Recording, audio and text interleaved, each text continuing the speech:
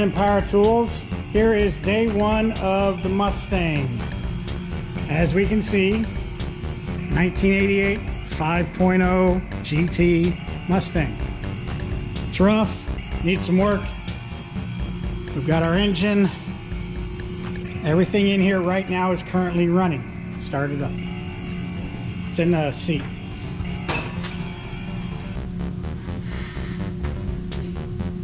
The cool thing is a select few get to actually jump in here and help pull this out before we start class. They're right there on the floor. We all know Jacob, he can't find the keys. Yeah, right. I can't find it. But as you can see, 1, 2, 3, start.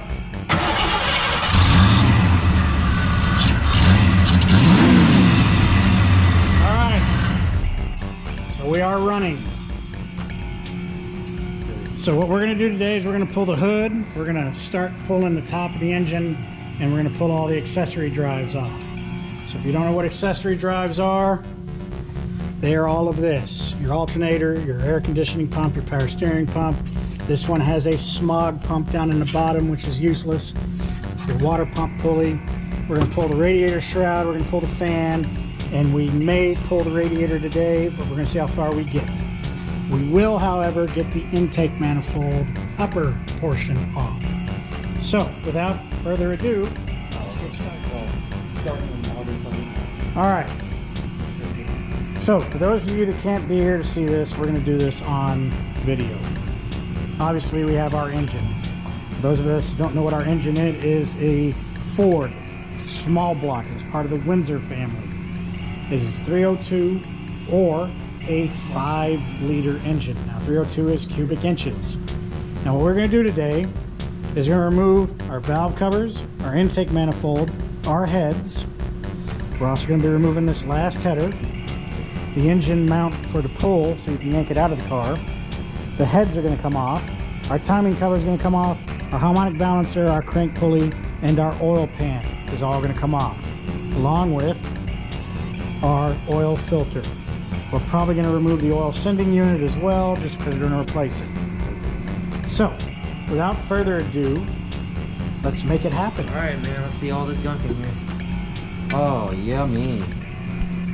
So, as you can see, this is about 170,000 miles of use. Now, even though it's a little gunked up and dirty, it's actually still clean. Pull the intake. But as we get further into it, there you go. Okay, so just lay them on the floor for now over there out of the way. We can start to see inside the valley of our engine. And for it being what it is, it's not bad. You can sort of see some of the nasty burnt oil and carbon buildup and particulates that are in this engine. Obviously the biggest chunk of it is this right here, and that is hard and brittle. It's nasty. So that is what we're looking at.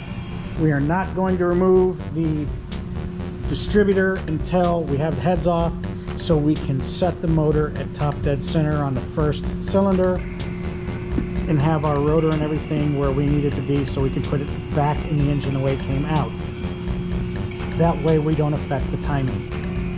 With that being said, let's get to it. Okay, so as you can see, we've got all this taken down. We're getting ready to pull the head bolts. You can see on here that this is the old nasty cork gasket. And it is that old that is actually that brittle. If you weren't here right now, here, go ahead, break one in half and show them. That's how bad this is, okay? And later on, I'll show you what a good one looks like. Hey, it's like bacon. Hey, pull all the spark plugs first. Does that even fit? Oh, yeah, it does. If you strip out my spark Okay. plugs. For those of you that don't know Jacob, Jacob couldn't find the keys in the first episode. Right. Now is having issues. Hey, Hold on there, genius. I'm gonna help you out. Check this out, guys. These are spark plug sockets. You know that They actually fit. No, I could just use this one too, right? And you can use the other impact. I could use also the big impact because I already have glue on there, you know. You don't have to change it. Okay, well, You should just listen to the teacher because he obviously Here. knows I'd more like to about be this sport stubborn. than Put that back. you. You don't like to be stubborn. So, we're gonna pull a spark plug with an impact. Normally this wouldn't be done that way. Just shove it on there. It has a rubber in there to hold it in place. And we wanna make sure we're going the right way.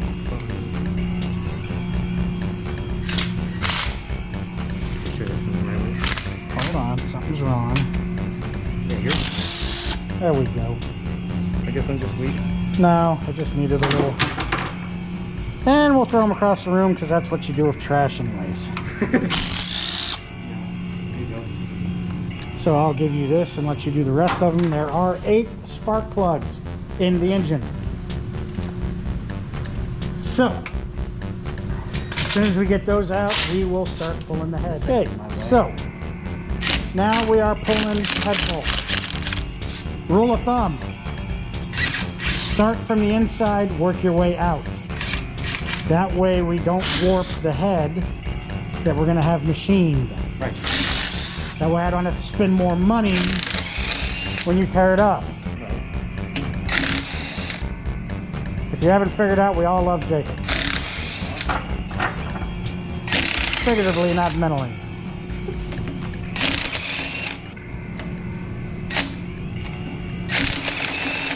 So, everybody say hi to the crew. There's guide pins in there. Dowels should hold it in place. Does it feel like it's coming off? yeah. Okay. So, put those down. No. Yeah, I'm not gonna fight over it, dude. Yeah, go ahead. What did you guys do? It's stuck. Get some vice grips. Start using those plugs anyway. Okay. Okay. Start rocking it back, and there you go. Now this is what happens when the head comes off of an engine that hasn't been properly drained and someone didn't pull all the push rods. But you didn't take your freaking rockers out. Blah, blah, blah. Woo! Inside out. Inside out. Yeah, inside that. There's there, Oh. there. Okay? So obviously we are creating a little bit of a mess on the floor. That's okay. We have stuff that'll pick that up with no problems. For the most part, Hey man, I think I found the problem. that's not my problem. This doesn't look real bad inside. I mean, they're gunked up, but the pistons look okay. No glue. Once you get in here and really start to look at this, it's fairly clean. You can still see the cross hatching on the cylinders. Everything looks really good for what it is. Again, mind you, this is a 170,000 mile motor almost. The head gaskets actually stayed, which is a plus. So throw that away. So that's good. That's a good thing. So most of this stuff's going to get replaced. We're going to replace our push rods, our rockers, our lifters, all of that. So we will pick back up when we go to take off the oil. Okay guys, as you can see, we have our engine apart. This is what is called your short block. Yes, correct. This is what's called your short block. Now, most of you are looking at this. Everybody stick your hands out here real quick.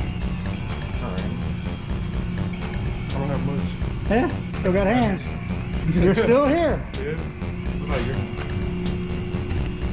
You ain't done nothing. Shut up.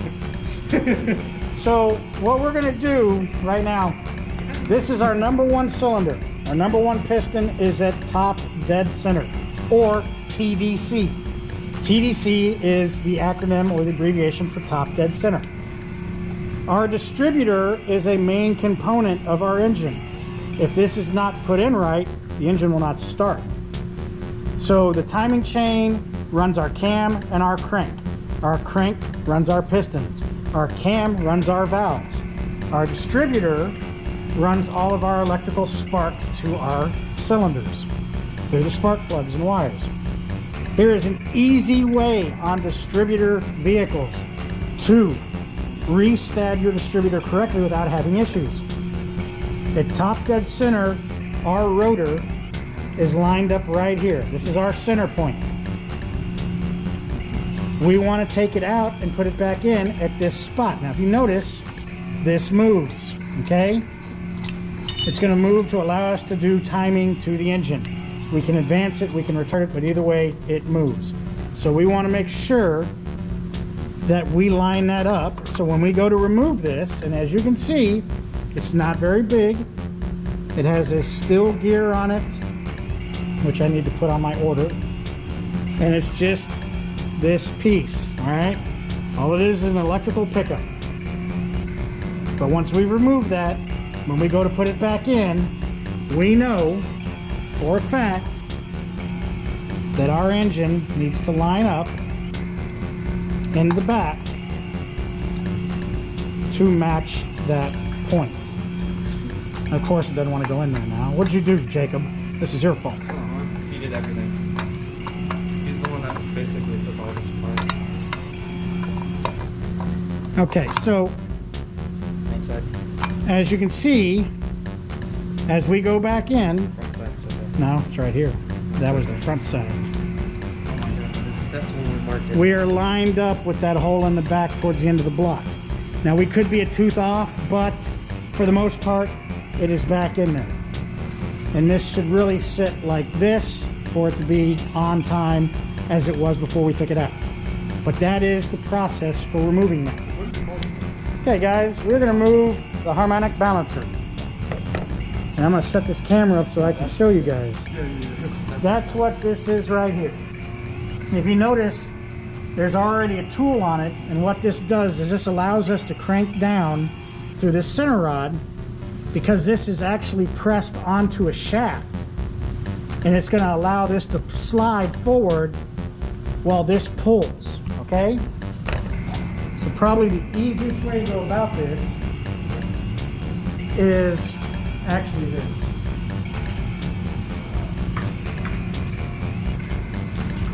We're going to use our big 3/8 ratchet.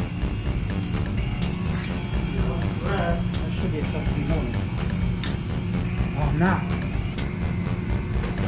19. So, fairly big socket.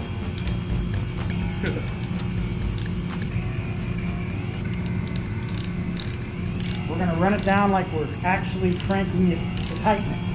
But what we're doing, if you watch this, here I'm going to give you that to hold. We're actually going to pull this off forward because this is going to allow us to take our timing cover off. So this allows us to take this off without doing any damage to the engine. Instead of using a hammer and a pry bar, we did it the right way.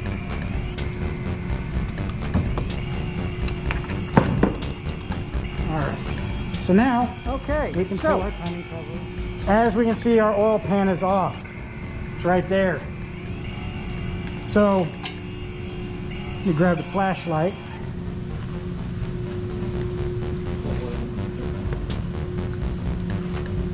We've got most of the fluid all drained out of this. We can still see our dipstick, but there's the bottom of our pistons. Everything for the most part looks really good. Except for the fact I think this engine's been rebuilt. Yeah. Matter of fact, I know so. You wanna know how you know?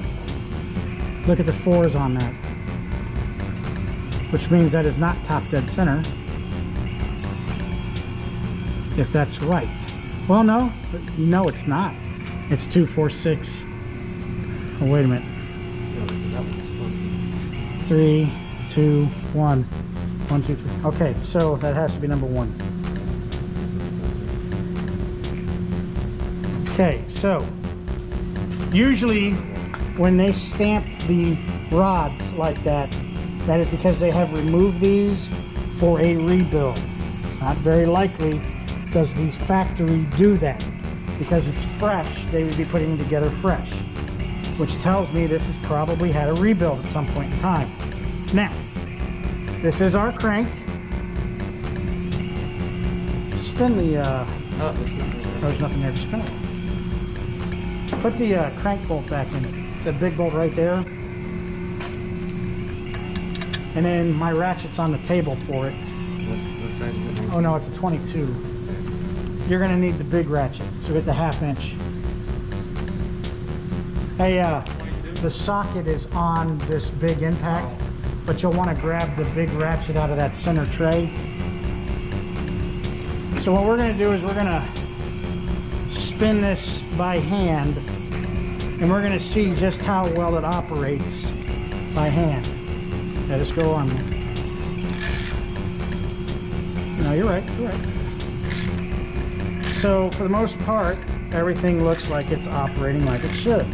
So in all reality, we could clean this up really good and just put new gaskets on it and everything would be fine. Which is what might end up happening if I am not able to get somebody to actually look at it. Now, this may not be a rebuild because we do have Ford pistons. So that's actually really, really good. Our cam looks like it's wearing really good, but there's a lot of unknown, you know, so we have to figure that out. Okay, you're good. So that is the end for today. We have the engine apart. We have everything. Oh, you can leave that bolt in there.